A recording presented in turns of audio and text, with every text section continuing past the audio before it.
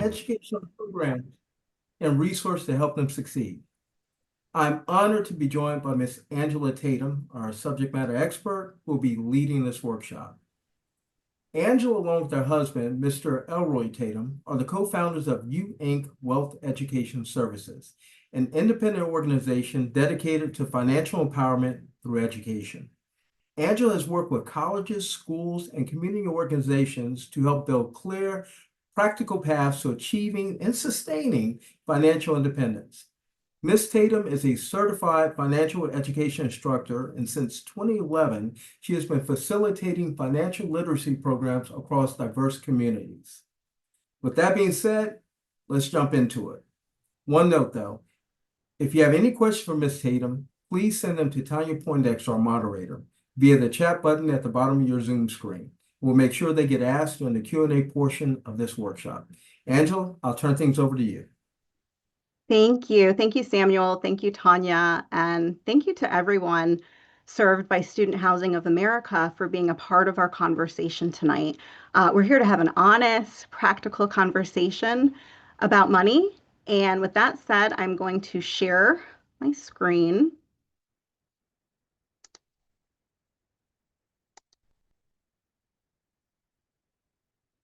And hopefully everyone can see my screen. So before we begin, I'd like to set the stage by introducing you to two friends.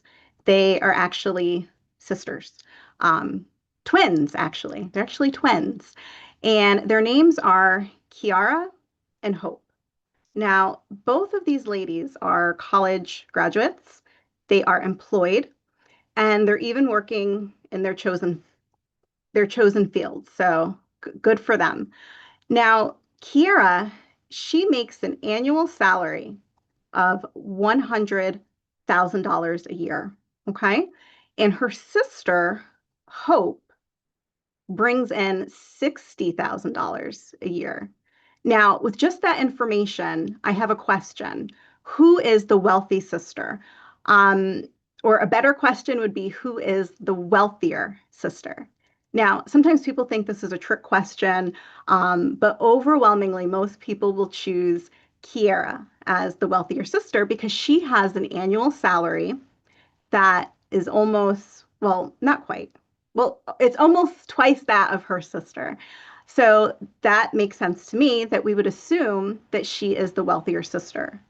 But the correct answer is we don't know who's wealthier because we don't know the whole story. I just gave you a small bit of information. We only know their salary. And this is the thing. When we're talking about financial wealth, it's not measured by what we make, but it's measured by what we keep. Okay, so our focus is on what we keep. So let me give you a little bit more information about the sisters. So Kiara, she makes $100,000 a year.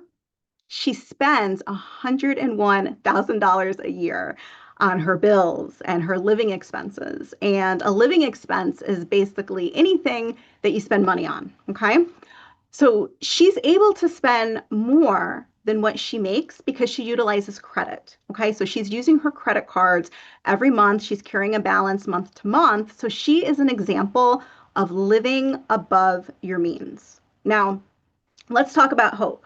Hope makes $40,000 less than her sister. But guess what? She spends $52,000 a year on her living expenses.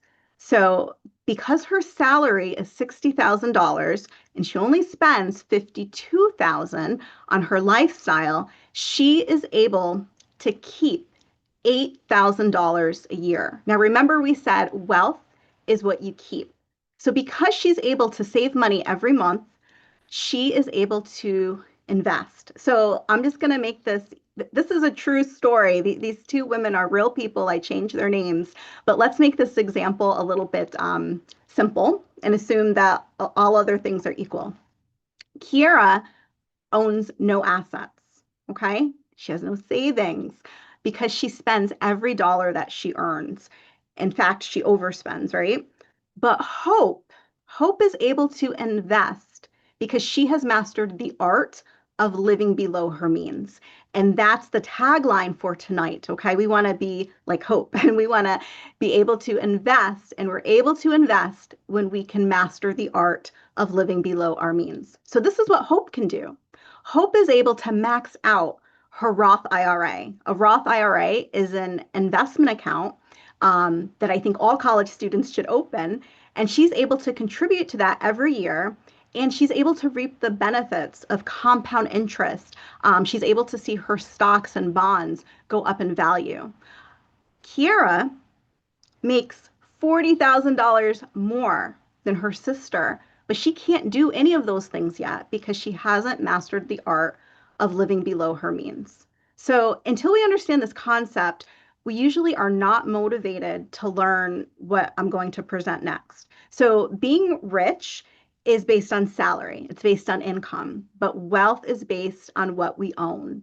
But we can't own anything. We can't own a piece of the US economy or the world economy unless we are investing. Okay. So until we become very intentional about our spending and purposely commit to living below our means, we are not able to be an investor. So please stick with me, and we're going to learn how to spend less on our bills and living expenses so we can actually have money left over at the end of the month and actually invest it.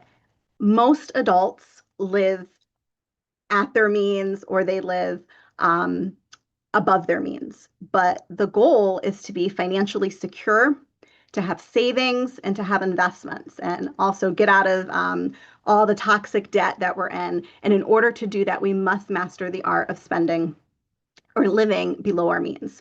So personally, my financial net worth and my financial life, it started transforming when I learned how to create a zero-based conscious spending plan.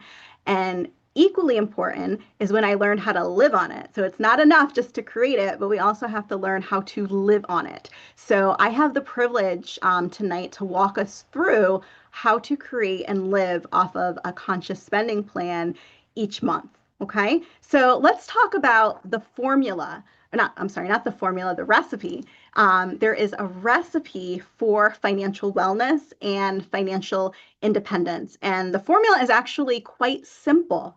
It's not that complicated, but most people do not develop the disciplines and the habits necessary to follow this recipe.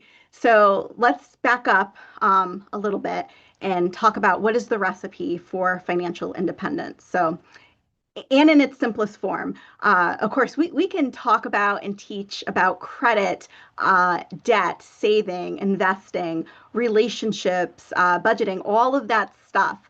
But we want to boil it down into the most simplest form. And this is something that I want everyone to take away from tonight's conversation. The recipe for success is this. Number one, live below your means. And number two, invest the rest, right? You cannot become wealthy by savings alone. I mean, unless you're like, if you earn $3 million for every movie that you do, or you're a superstar, or maybe an NBA player, entertainer. But for the everyday average person, we need to be investors because we cannot become wealthy by savings alone. So that's our focus for tonight, how to live below our means. And the way that I teach people how to master this is by intentionally creating and living off of a conscious spending plan every month. So you may have heard the word budget before, and I like the term conscious spending plan. And the reason I like it is because so many people that we work with, they have these money stories and these money scripts. And when they think about, their relationship with money, and when they hear the word budget, sometimes it brings up trauma and different things around these negative feelings because to them, the word budget means lack and it means constrictive. But a conscious spending plan, it is a budget. It's a budget done right. And it's when we purposefully write down the plan for how we are going to allocate the money that we have coming in for the coming month. So this is something that I do before the month begins. I sit down and I look at how much money is coming into my bank account for the coming month. And I write that down and I do it before the month begins. That's the trick. There was actually a study done, and I forgot who did the study, but if you are ever learning about behavioral economics, or taking a class on behavioral economics, you'll probably hear about this study, but it was done around tax time, okay? And what they did is they had families who were expecting a tax return. So they were expecting to get some money back when they filed their taxes. And one group pre-committed, or they pre-planned for how they were going to spend the money that they were going to get from their tax return, and they wrote it down. Okay. And then the other group was also getting money, and they did not write it down and they didn't commit to anything until the money arrived in their hands, when it was in their bank account. That's when they decided what they were going to do with it. And so the difference is that those that pre-planned, they had a plan before the money hit their account, those individuals, those households were the ones that reached their goals. They followed through on the written plan. So that's the power of doing a written conscious spending plan every month. So really we're talking about pre-planning how you're going to allocate your money. So I like to share this example. My husband, Elroy, that was mentioned, he's in the background. He's my tech support for tonight, but he usually uses this analogy when we talk about allocating our money in a conscious spending plan. And he talks about imagining every dollar as a soldier. So you are the commander or the sergeant, the one who's in charge of the rest of the soldiers. And so your job is to make sure that all of the men and women in your army, that they have a job to do, that they have a purpose and a task. So we want to see our money the same way as soldiers, okay? So we don't want to have 100 soldiers with no assigned task, right? Because that's not a winning strategy when you need to be in battle, right? And it's the same thing for our money. We don't want to have $100 that is just there, that we did not assign a specific task, job, or purpose. And this is the thing with money. So as college students, some of our money is going towards food, it's going towards tuition, it's going towards books, right?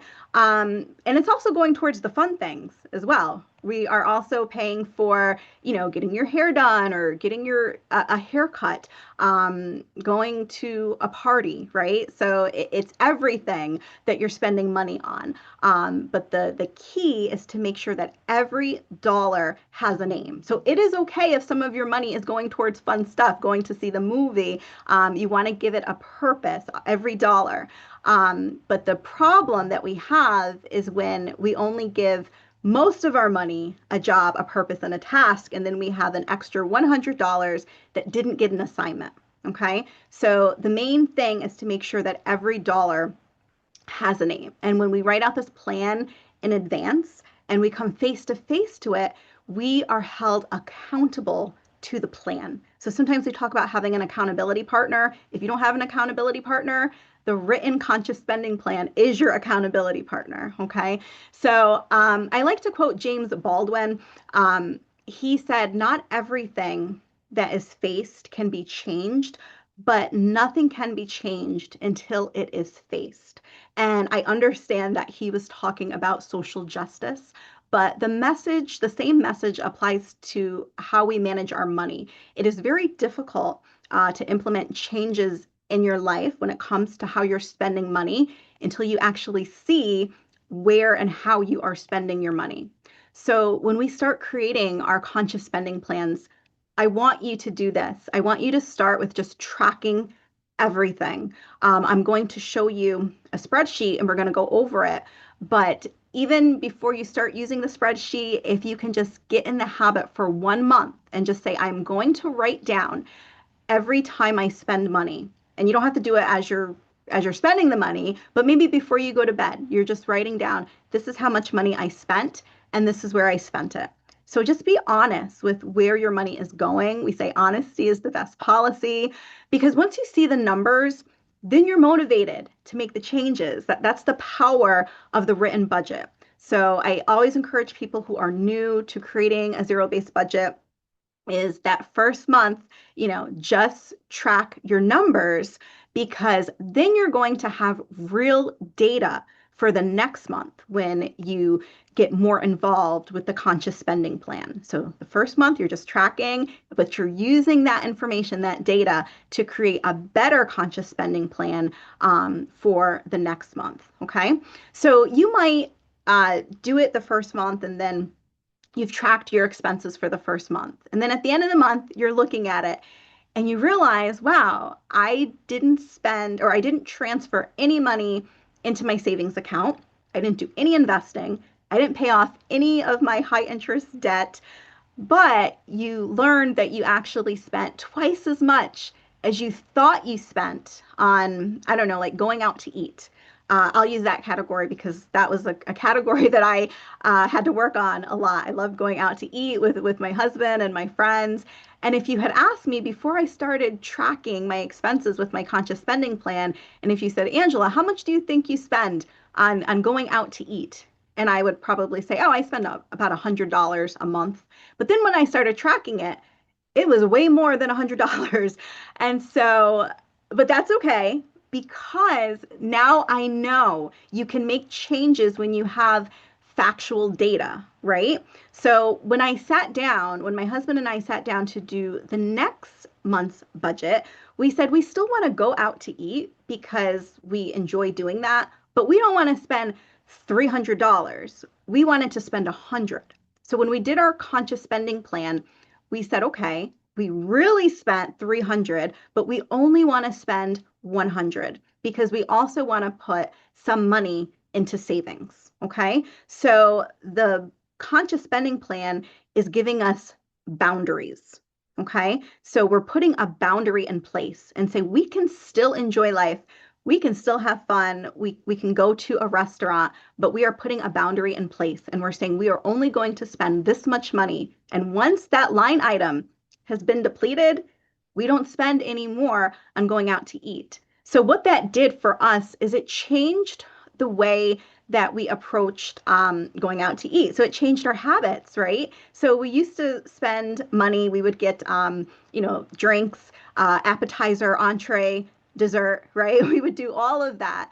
But once we had a boundary in place, because we said, okay, we're limited to this amount, we spent differently. We didn't get everything that we usually get. I started drinking more water, so there were health benefits as well. We wouldn't order the appetizer and the dessert, right? We would choose one. So we got a little healthier in the process.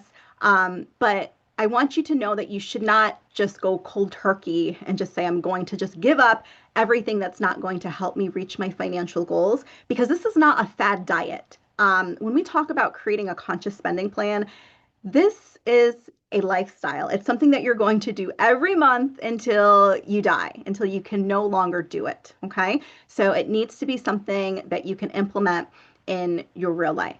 Okay.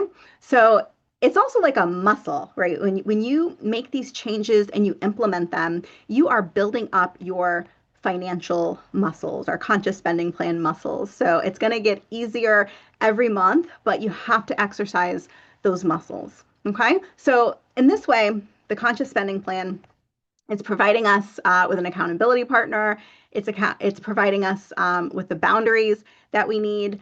But before I go further, I want to back up just a little bit to make sure that we are all on the same page when it comes to this conscious spending plan. So I just want to clarify what a conscious spending is not, because sometimes when I do these talks, people will say, oh yeah, I do that. I do a conscious spending plan. And then when we go into the weeds a little bit, they'll tell me, I'll say, well, what does your conscious spending plan look like? And they'll tell me some things and I'm like, well, that's not what I'm talking about. So let's just go over those.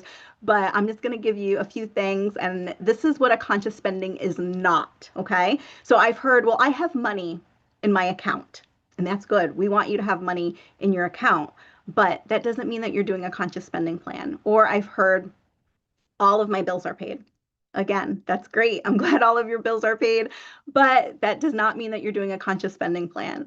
And then a lot of people say, I do it in my head. And that was me. I used to do it in my head all the time. I knew how much my bills were. I could tell you how much this was and that was, and it was all in my head, but I didn't have it written down. And then the one that we get the most is people will say, well, I'm just out here winging it. And so we don't want you to be out here winging it, okay? We need to have the mindset of a CFO, right? A CFO is a chief financial officer. So let's just say that you are the CFO of an organization. So you are getting paid to manage the finances of a corporation. So let's just say you're at the board meeting or any meeting with leadership. And if they ask the CFO to give a report, you're not going to just say, oh, well, it's all in my head. You're going to bring something to the table, right? You are going to have something that you can show with the other people around the boardroom. So the same thing, we want you to have a written plan in place, and we want you to be so serious and intentional about doing this plan. So we want you to think like you are the CFO. We want you to think of your personal finances as if you are getting paid to manage the finances for a corporation. Former President Joe Biden, once he was giving a speech, and he was speaking specifically about his dad. And he said that he remembers that his dad told him, he said, don't tell me what you value. Show me your budget, and I will tell you what you value. So, meaning we value what we spend money on, and numbers do not lie. So, keep that in the back of your head as you are approaching your financial wellness journey. You are doing your finances as if you are the CFO of a business. So, sometimes you might want to ask yourself, would I fire myself or give myself a raise? You don't have to answer that. But remember the saying, if you want something that you have never had before, you have to do something that you have never done before. So most of us, we don't put in, and I'm including myself. So I've come a long way in my personal finances. So when I say we, I'm including myself and I'm including my husband. We were a hot mess financially before we started learning about how to be very intentional with optimizing our finances. So most of us do not put in that time and intentionality in planning out our monthly spending plans. But if financial independence is the end goal, we want to be the 1 in 3. So research says that only 1 in 3 American households puts in the time to create and live off of a monthly spending plan each month. So this is the thing. We want to do everything that we can do that is in our control. There are a lot of things when it comes to money, salary, that is not in our control, right? Sometimes we don't have the background or the education or the skill set to get, a really high paying job. So we want to control what we can control, and doing a monthly household conscious spending plan is something that we can do. Okay. So like I said, only 1 in 3 Americans participates in this conscious spending plan each month, but most Americans are just surviving. Some people are hanging on by a thread. There is so much financial instability, and we want to do more than just survive, right? We want to build real wealth. We want to thrive financially. So we need to commit to do the things well that we can do. Okay. So as you're, in school, working on your degree and doing everything that you can to put yourself in a position to be gainfully employed or start your business or to bring in a salary, know that you can still start now, and you can still practice the art of doing a conscious spending plan every month. You're building up those muscles. So once you start your salaried job, even if you start as, a low, even if you're not getting the salary that you expect to get or want to get when you first start, you are still making progress because you are developing the habit and the discipline of doing this conscious spending plan every month. Okay. So if you study first generation millionaires and people who are doing well financially, you're going to learn that they have certain things in common. I always recommend the book, The Millionaire Next Door by Stanley is the author. Stanley is his last name. And he studied first generation millionaires, so people that had a net worth of at least $1 million. And he said, what are these people doing differently than the people that don't quite have that much wealth? And so if you read that book, one of the things that you're going to learn is that one of the primary factors in obtaining financial success is to actively live on a conscious spending plan. So whether a person calls it a budget or a conscious spending plan, it's really the art of putting down on paper how you are going to allocate the money that's coming in for the next month.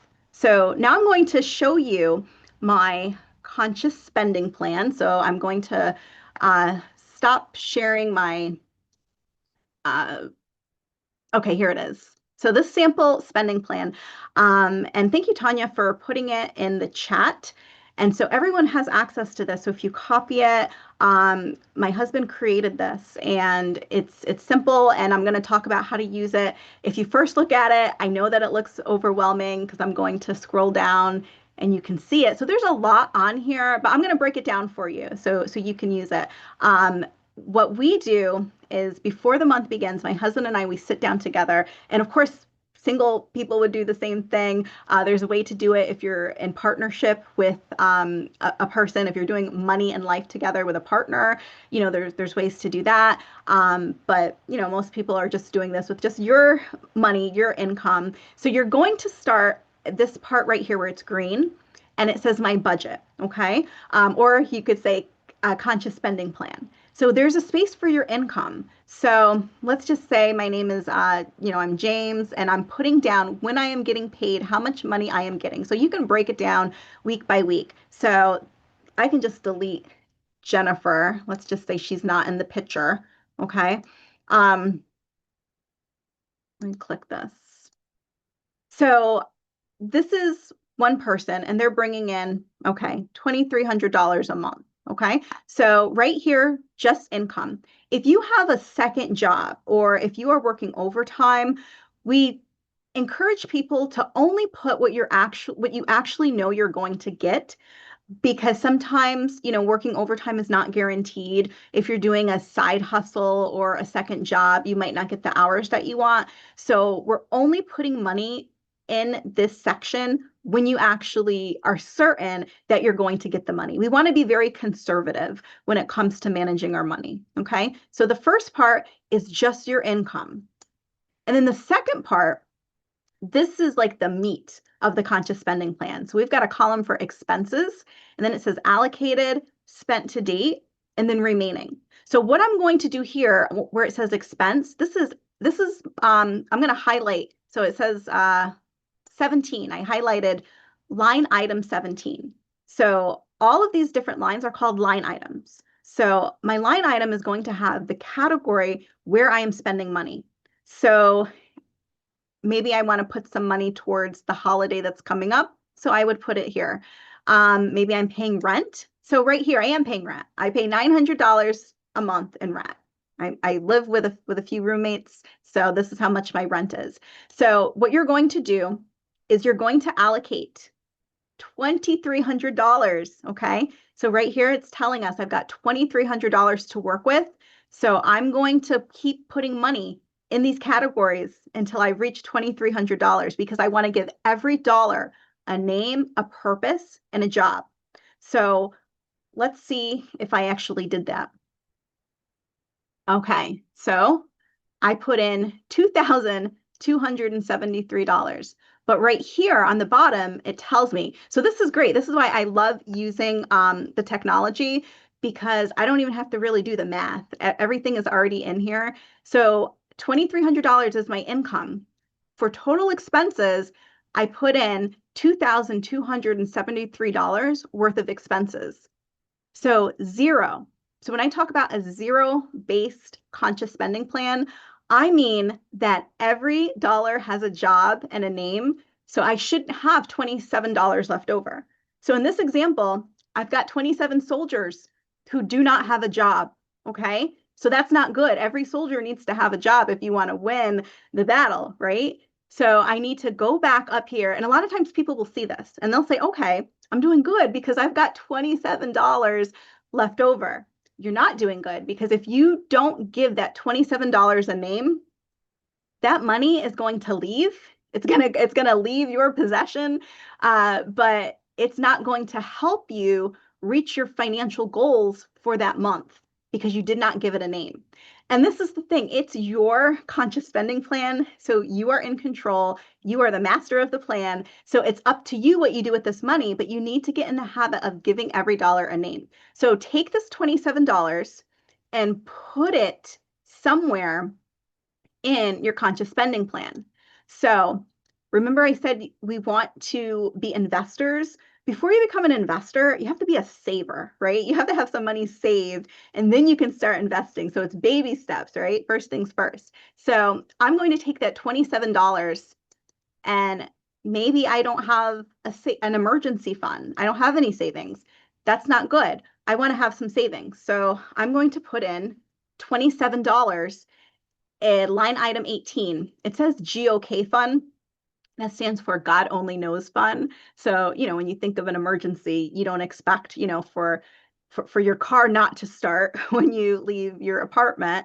So we call it a God Only Knows Fund, right? So, or you can call it emergency savings, but that's just the cute name that I like. So anyways, I'm putting the $27 in my savings account. So now that I've done that, let me go back down to the budget, or not the budget, the bottom part of our conscious spending plan. And do you see what it says here? 0. I have completed the zero-based budget.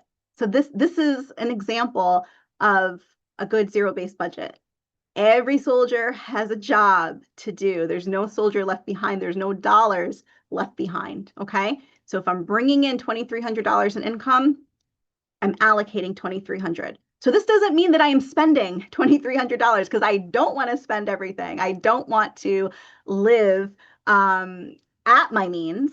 So this is basically like living at your means, right? But we're calling it a spending plan, but it's really an allocation plan. I'm allocating the money that's coming in. So some of it is going towards savings, okay?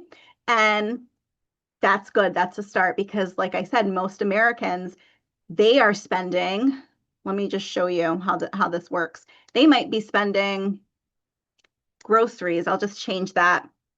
And they spend $3.50 on groceries. So now you can see that instead of 0, it now says -50. So I know in real time, I know right away if I am living above my means for that month. And I don't want to live above my means, right? I want to live below my means. So I have a problem. -50 means I'm overextended by $50. So I go back up to my conscious spending plan and I say, hey, I can't do everything that I want to do. So I need to make some changes. So entertainment, $100. That's great, but I can't afford $100 because I only have what I have. I have a finite amount of money. So I can change that to 50. I press enter, and now I'm back to having a zero-based budget. So you'll always know before the month begins, you will know if you will be able to meet your money goals and make progress, okay? So once you start doing this and you get in the habit of doing it, you can put more towards saving, more towards investing, more towards getting out of debt. It's personal. We always say personal finance is personal. So everyone's conscious spending plan is going to look different. But you want to just be making progress every month on your goals, okay? So very quickly, I'm just going to show you how this works. So you understand the category or the column that says allocated. So during the month, when I start working on this, this is what I'm going to do. If I'm going to transfer $27 from my checking account to my savings account, to my emergency fund. So I'm going to put, so right here, this last column, it says remaining. So this is telling me in real time how much money I have. I've got $27 that I have allocated for my emergency fund, but I haven't made the transfer yet. So once I do make the transfer, I'm going to click right here where it says spent to date. I'm going to put the equal sign. And when I transfer the $27 from my checking account to my savings, I press enter. And then it tells me right away that that money is gone. Okay, so now I have $0 remaining in that category. When I pay my rent, equal 900. So I go from remaining column, it says 900, but once I put it in spent to date, 0. That money is gone. Let's say I go grocery shopping. I'm putting in here, going to the grocery store, and I spend $75 at the grocery store. So I put in equal 75, enter. I now have $275 left to spend on groceries. So before I go to the store, I know how much money I have. So this is a very intimate way to know how your money's doing. But like I said, most people are not doing this, and most people are living outside of their means. They're not paying attention to the money, to their money. So this is something that you can easily do. So I'll just show you something else. Let's just say I have unexpected guests come, my friends surprise me, and decide I'm going to get groceries, food for everybody, and I go to the grocery store and I spend $278. So now I can see that I spent over in my food category by $3. Okay.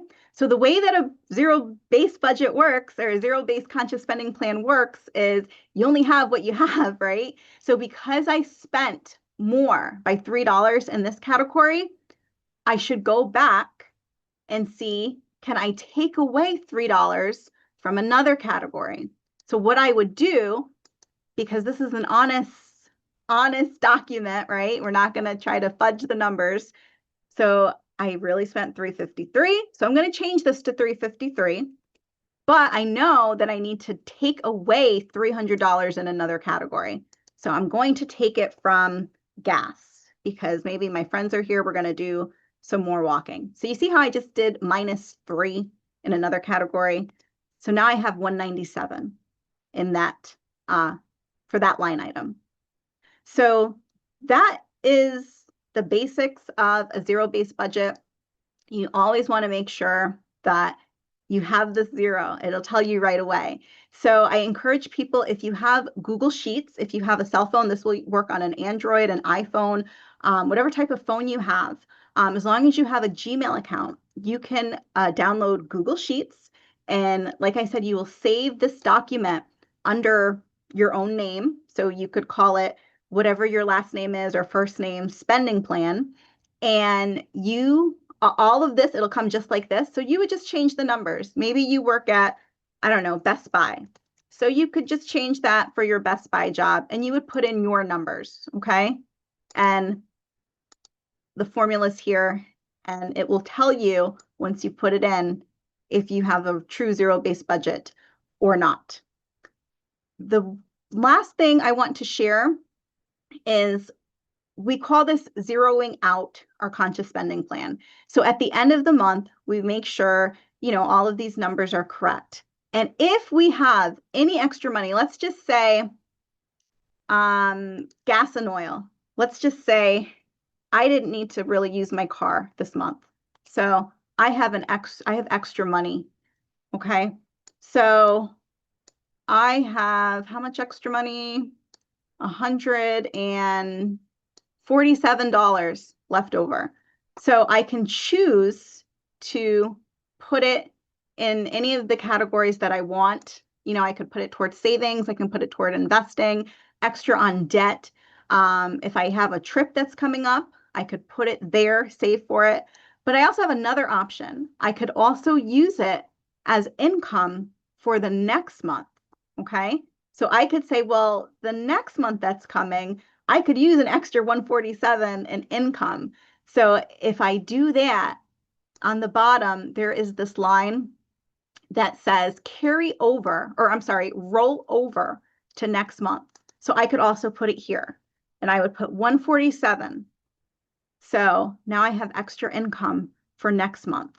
And down here, you could just copy the spreadsheet, and then so you could do it for all 12 months. So this is great data to have because it just gives you, you can see your spending habits, how you're spending money. And this was really transformative for my husband and I when we got our finances together. So that is, in a nutshell, how you do a zero-based conscious spending plan. So I am going to stop and see if we have any questions. Uh, Thank you, Angela, for that great overview of the spending plan. I do want to let everybody know I did not send out the link that you gave me that you were referring to, but no worries. I have everybody's information that's on the call. So I'm going to be emailing that link out because we have a lot of questions for you to answer. I think everybody was really interested in what you had to say. So I'm going to give you the first question that's in the box right now. The first question is, what is your recommended approach for balancing savings goals with discretionary spending, especially for people who find it difficult to save? Yeah, that's a great question. So what is your recommended approach for balancing savings goals with discretionary spending? So what I didn't talk about this, but we have a system called the 5 peaks. So basically it's saying the roadmap for financial independence, you want to do these things in order. So the first one, before you even start the process, it's to have a wealthy mindset. And then the first peak, the first thing that you want to do on this journey is to do what we just did. You want to engage in this monthly conscious spending planning process every month.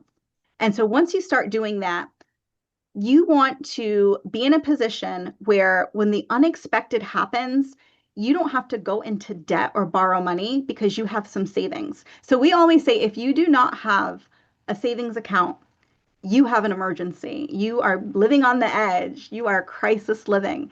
So the first thing that you want to do when you are creating this spending plan, and if you don't have an emergency savings account, that is an emergency. So I would recommend the first thing that you do is look at your conscious spending plan and say, where can I squeeze some money? Because I need to put some money right here where it says GOK fund. That needs to have some money in it.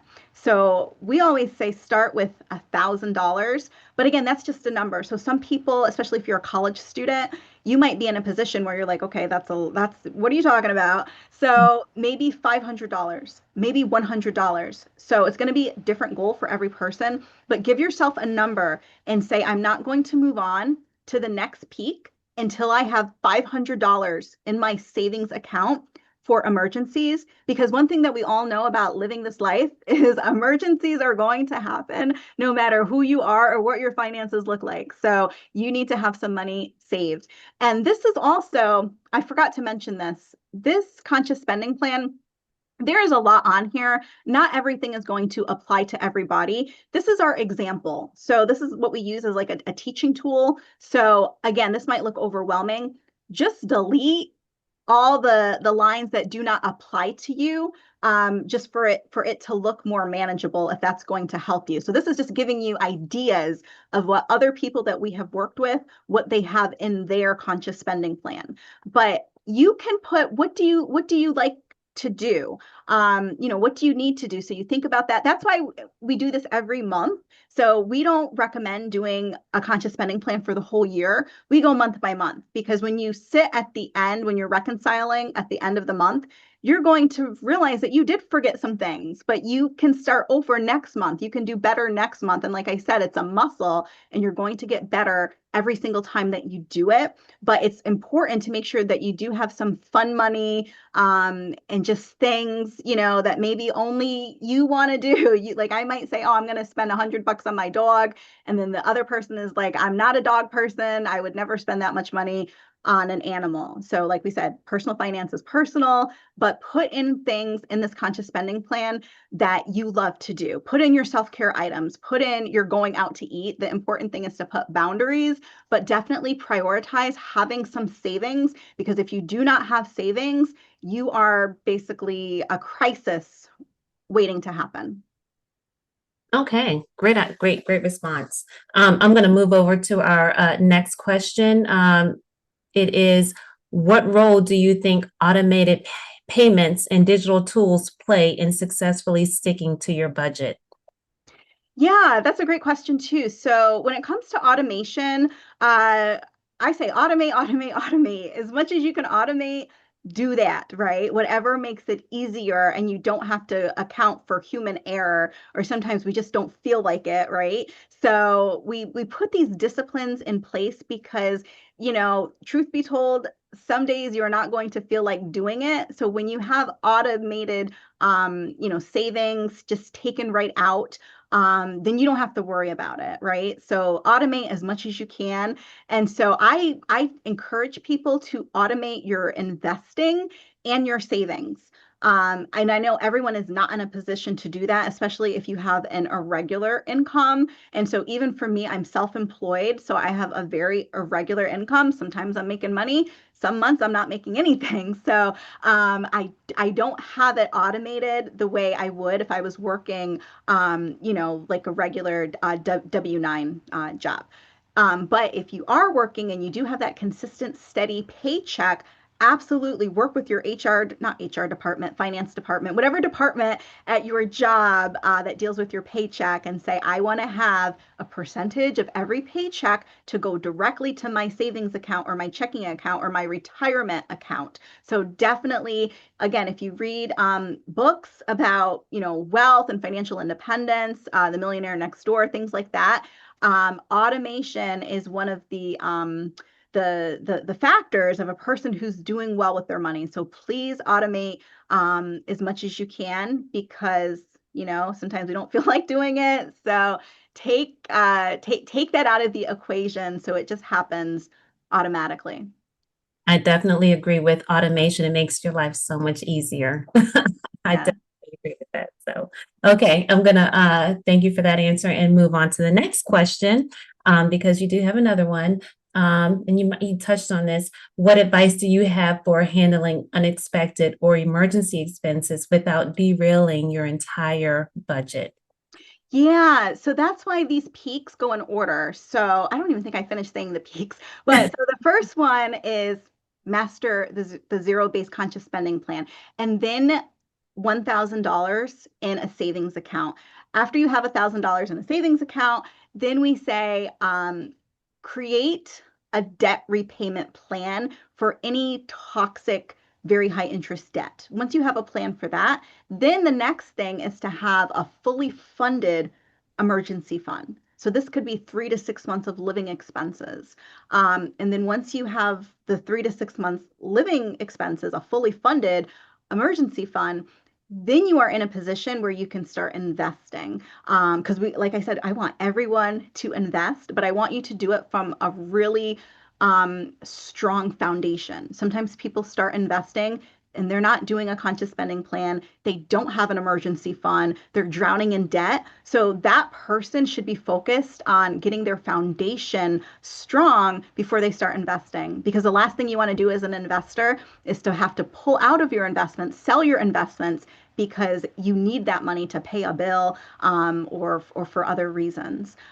So definitely, um, savings is so important, and we say don't even move on to the next step until you have a solid savings account. So we said just start with $1,000 or 500, 100. Give yourself a number. It's kind of like a SMART goal, right? It needs to be specific, measurable, attainable, time bound, and something else. But you want to give yourself a number and meet that goal, and then you can move on to the next goal. So maybe your first is $500. You've met that, then increase that until you get to the $1,000. But it's so important to prepare for the unexpected. I put that in quotes because expect the unexpected, right? It's a part of life. And so we want to have that savings so we don't have to use our budget. But we also say too, when we have a whole course on savings, and so the main thing with that presentation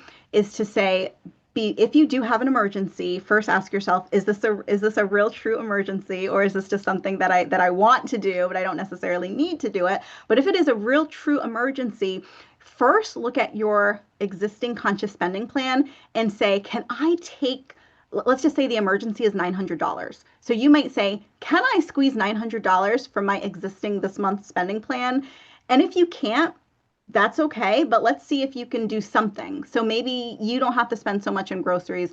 Maybe you don't have to use your car that month. Maybe you could, it says household $100. Maybe you can make your own household products, right? You can just use vinegar and lemon juice or something. So you're not buying what you usually buy.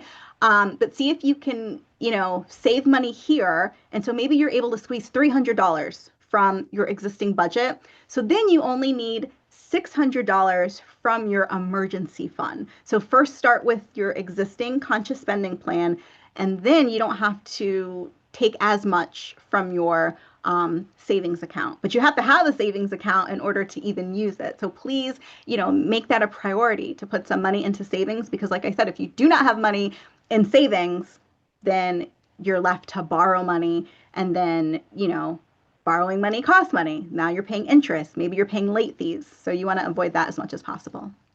Awesome. That's really good and sage advice and a really good answer. And I see a precursor into a future webinar for another topic. So I think that's next soon in the future. Another though question that has been asked, for someone with inconsistent income, such as various gigs or up and down or seasonal work, what's the best strategy for creating a realistic budget? Oh, yeah, that's a great question. So again, this, what I have on the screen right now, so right here where it says income. So we always tell people, I have a friend who is a stylist, okay? Sometimes people don't show up for their appointments. Sometimes people don't tip as well as they should. So she has an inconsistent income. So for her, she would put, I'll just put salon. So she works at a hair salon. And so she could look at her month and say, okay, these people I know are my tried and true customers. They are coming in. And if they don't come in, they're still going to have their deposit. So basically you would put on here the minimum amount that you know for sure that you are bringing in. So you might think, maybe it's only $800. So you might have to say, you know what, I won't know this until the person comes in. So I would delete that. So I would first only put in what you know is coming in. So now I only have $1,500 to work with. Okay. So what I'm going to do is I need to go back to right here, the meat of this plan, and say, I got to make it work for $1,500. Okay. So I'm going to have to take out some things that I don't want to take out. But on this side, you can just create a list. Okay. So I put list here, and you're going to put all of the things that you will add back to the conscious spending plan if you get more income coming in. Okay. So my first piece of advice is make it work with what you have. And the way that this whole thing works is you either have to reduce your expenses. So all of this in yellow, these are all of our living expenses. And I work with a lot of people where they're like, I can't stretch the dollar anymore. I can't cut anymore from this plan. It's bare bones. And so that's a reality for a lot of people. So then you have to go back up here and say, well, your only other choice is to bring in more income. So again, that's another whole conversation, but can you pick up more hours? Can you pick up a second job? Can you do a side hustle? Sometimes you're going to have to pick up the phone and call your contacts and say, hey, do you need a babysitter next week? Because I need to, bring in some more income. I'm available to babysit. I'm available to walk your dog. So like gig economy to bring in cash fast when you need it. But basically, this right here is where it's going to happen. Knowing what you are bringing in and knowing that you can make it work. So, you get an unexpected appointment and someone comes in and they're going to, I don't know, pay $400 worth of getting their hair done. That's great, but I wouldn't put that in until it actually happens. And so, I get, a great customer. Her name is, I don't know, Betty. So she comes in and I know she's gonna pay $400 for what she's getting. So I'm going to put that in there, but I'm not going to put that in there until I know that that money is in my hand. So it's really just being creative. And that's something that we have learned during this whole process. We've been doing this for years, but we have learned how to stretch some money and be creative, learn how to bargain or barter. So all of these things are going to come into play when you have to stretch a dollar. So and that's great. That's great. Thank you. And that was our last question for the evening. We're getting ready to turn it over to our CEO, Samuel Wiggins, and we're going to stop share now. Thank you, Sam.